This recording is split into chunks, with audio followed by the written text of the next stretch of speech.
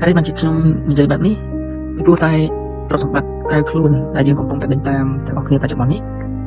វាមានដែនកំណត់វានឹងអាចចាស់ទៅវាខូចហើយវាមានកំណត់មិនអាចឲ្យយើងទាំងអស់គ្នាទទួលបានអ្វីដែលយើងចង់បានរៀងខ្លួនតាមចិត្តរបស់យើងបាននោះទេផ្ទុយទៅវិញចំណេះដឹងរបស់យើងវាគឺជាទ្រព្យសម្បត្តិដែលមិនអាចមើលឃើញបានដែលមិនអាចប៉ះបានប៉ុន្តែវាអាចជួយឲ្យយើងដោះស្រាយបញ្ហាបានគ្រប់កលៈទេសៈ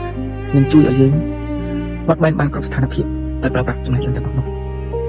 ប៉ុន្តែចង់បញ្ជាក់ថាការមានចំណេះដឹងវាមិនមែនត្រឹមតែយើងម្នាក់មានព័ត៌មានទទួលបានទិន្នន័យច្រើនហើយព្រាអត់ច្បាស់លាស់នោះទេ